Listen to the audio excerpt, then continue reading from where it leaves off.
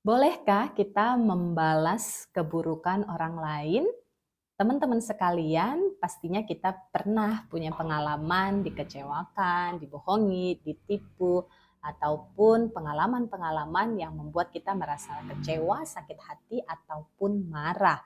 Tentu saja dorongan-dorongan yang muncul ketika emosi kita negatif adalah keinginan untuk membalas keburukan, kezoliman yang telah orang lain lakukan terhadap kita. Nah, pertanyaannya, boleh nggak kita membalas keburukan dengan keburukan? Ya, teman-teman sekalian, di sini saya ingin sharing tentang pesan dari Allah Subhanahu wa taala dalam Quran surat Fussilat ayat 34 yang menyampaikan bahwa tolaklah keburukan dengan kebaikan. Maka kamu akan menjadi seperti sahabat yang setia. Maka permusuhan, kamu yang tadinya bermusuhan akan menjadi teman seperti teman yang setia. Nah, artinya apa? Sebenarnya kita boleh aja ya membalas keburukan dengan keburukan yang setimpal.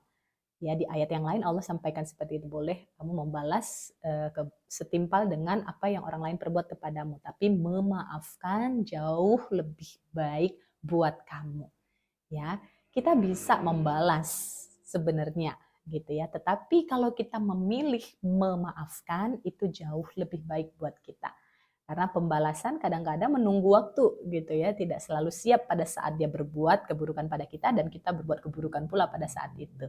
Nah, dan di masa kita menunggu momen pembalasan tersebut, tentu kita sedang menyimpan api kemarahan, dendam, kebencian yang perasaan itu sendiri tidak baik buat kita. Ya, maka Allah menyampaikan memaafkan jauh lebih baik buat kamu gitu. Kadangkala kita sudah balaskan pun ya, kita sudah balas marah, kita sudah balaskan dendam, tidak membuat perasaan kita damai.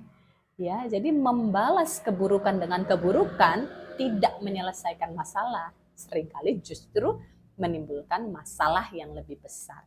Ya, karena emosi tidak bisa dilepaskan hanya dengan melawan atau mengekspresikan saja. Butuh proses yang lebih mendalam, yaitu Allah tadi sampaikan dengan proses memaafkan. Jadi memaafkan tidak perlu menunggu orangnya minta maaf, tapi kita bisa memaafkan karena kita memilih untuk memiliki hati yang damai, terbebas dari kebencian maupun dendam. Sebagaimana tadi di Quran surat Fussilat ayat 34 disampaikan, respon yang terbaik justru adalah menolak keburukan atau membalas keburukan dengan kebaikan. Maka tadinya kita sedang bermusuhan karena dia berbuat buruk pada kita, tapi kita berbuat baik padanya, tetap berbuat baik padanya, memaafkannya. Maka Allah sampaikan tadi ya, maka kamu yang tadinya bermusuhan menjadi seperti teman yang setia. Jadi silaturahminya tersambung kembali. Tadinya sudah putus, jadi tersambung kembali. Karena kita membalas keburukannya dengan kebaikan. Kita memaafkannya, kita mendoakannya, kita tetap berbuat baik kepadanya. Ya, sehingga kebaikan ini mudah-mudahan mendorong orang yang berbuat buruk pada kita tadi tersadarkan. Oh, bahwa kita yang sudah dijahatin aja tetap berbuat baik. Akhirnya penilaiannya mungkin yang sebelum ini keliru terhadap kita menjadi berubah. Oh, bahwa kita ternyata tidak seburuk yang orang-orang bicarakan. Oh, ternyata kita tidak seburuk yang dia duga. Nah, bahwa ternyata kita baik ya, tetap berbuat baik bahkan meski sudah dijahati, dizalimi ataupun disakiti olehnya. Nah, kembali teman-teman sekalian, pilihannya ada pada keputusan diri kita sendiri.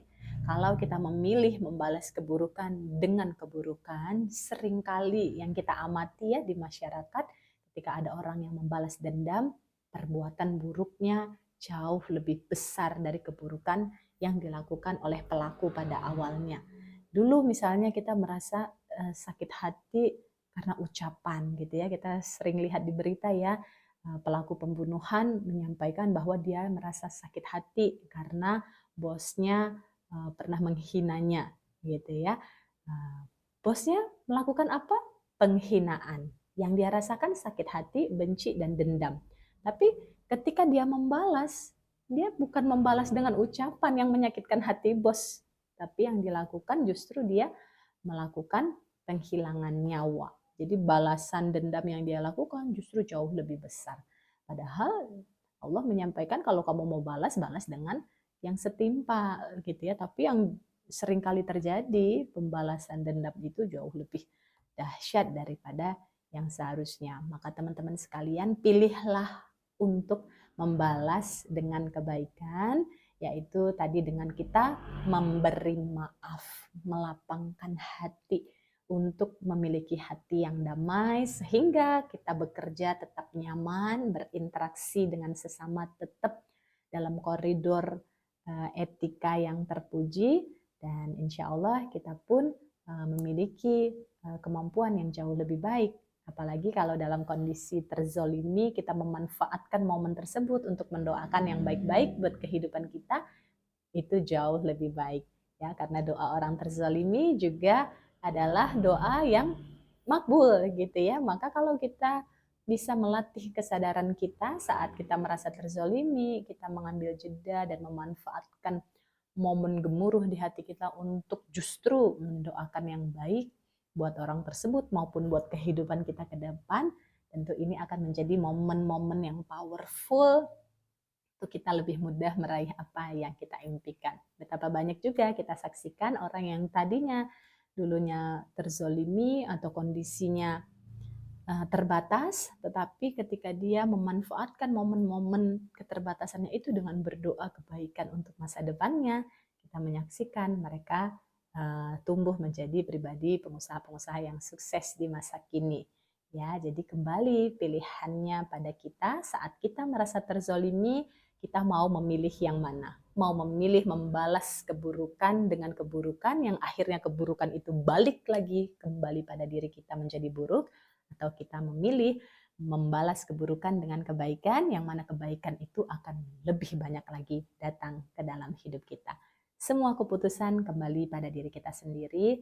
Latih terus pikiran kita, hati kita, tindakan kita, agar menjadi rahmatan lil alamin yang penuh cinta, penuh kasih sayang, dimanapun kita berada. Salam bahagia.